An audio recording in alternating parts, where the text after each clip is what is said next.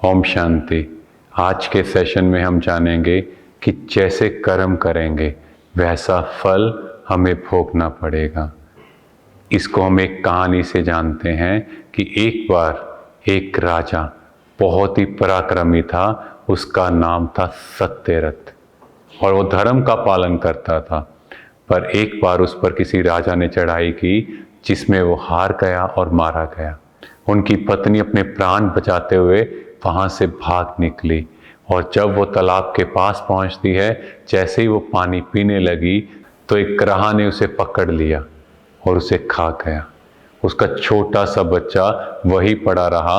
वहाँ से एक ब्राह्मणी निकलती है और जब वो उस बच्चे को देखती है तो उसके मन में फर्स्ट थॉट आता है, इस बच्चे ने ऐसा क्या किया है। तो उसे समझ में आता है कि उसके पास्ट के विकर्म ऐसे हैं, उसने पास्ट में कुछ ऐसी गलत चीज़ें की हैं जिसकी वजह से आज उसे ये भोगनी पड़ रही है। तो हम सबको ये याद रखना है कि पिछले जन्मों का हिसाब किताब हमें चुकता करना पड़ेगा। आगे एक और कहानी बताई गई है कि एक मुनि के घर बालक पैदा हुआ, पर कुछ समय में ही उनके घर दरिद्रता आ गई, जिसकी वजह से वह बालक अपनी माता के घर में उनके साथ जाकर रहने लगा। एक बार उसने दूध पिया तो उसे वो बहुत अच्छा लगा। उसने अपनी माँ को कहा मुझे और दूध चाहिए, पर उसकी माँ उसे वो दे नहीं पाई, जिसकी वजह से वो रोता चिल्लाता रहा उस गरीबी के कारण। और कई बार हम लोग ऐसी सिचुएशन को देखकर बोलते हैं कि इनके साथ ऐसा क्यों किया भगवान ने, इस छोटे से बच्चे ने क्या किया। हमें ये समझना है, अगर आज किसी के फाइनेंशियल कंडीशन खराब है, उसके माता पिता में कुछ अनबन है, उनके माता पिता अलग रह रहे हैं या उनके माता पिता नहीं हैं, तो सब बातों का एक ही रीज़न है, उसके पास्ट कार्मिक अकाउंट।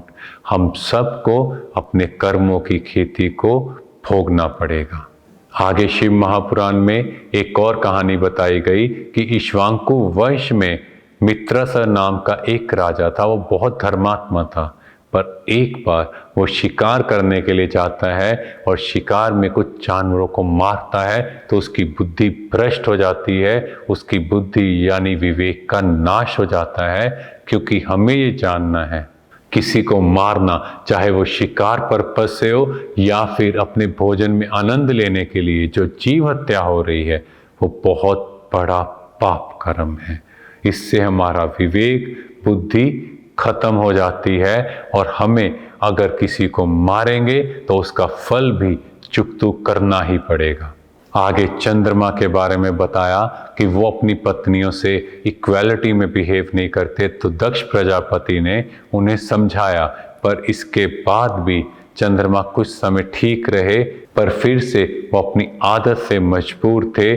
उन्होंने वही गलती की जिससे दक्ष प्रजापति ने उन्हें श्राप दे दिया।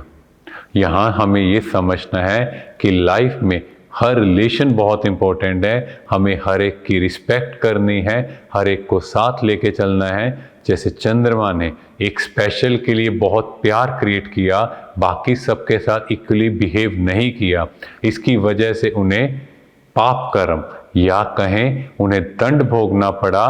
तो वैसे ही हम सबको अपनी लाइफ में हर एक को इम्पोर्टेंस देनी है। ऐसा नहीं आज मुझे इससे काम है तो इसकी इम्पोर्टेंस मेरे लिए आज ज़्यादा है, कल को इससे मुझे काम पूरा हो गया तो हम उससे अच्छे से बात नहीं करें। नहीं, हर एक के साथ एक जैसा बिहेव करना है।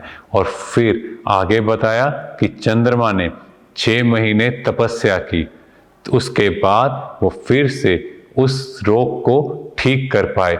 यहाँ 6 महीने क्या रिप्रेजेंट कर रहे हैं, बिकॉज जब भी आप देखो बात होगी तो 6 मंथ या हाफ ईयर इस तरह से कुछ बात होती है। ये दर्शाता है कि ये सृष्टि चक्र 4 हिस्सों में बटा हुआ है, सतयुग, त्रेता, द्वापर और कलयुग। और ये इक्वली पार्ट्स में डिवाइड है, क्योंकि द्वापर और कलयुग में दुख ही दुख है। तो यहाँ पर कुछ ना कुछ रोग चलते हैं। हम उस परमात्मा को याद करते हैं जिसके फल से हमारी काया कंचन हो जाती है, हम 16 कला संपूर्ण हो जाते हैं। और ये दिखाया कि सोमनाथ का मंदिर बनाया गया। सोमनाथ जो परमात्मा हमें सोम अर्थात अमृत पिलाने वाला, तो परमात्मा ऐसे हैं जो हम सबको ज्ञान अमृत वो पिला रहे हैं, जिससे हम सतयुगी दुनिया के मालिक बन जाएंगे। ओम शांति।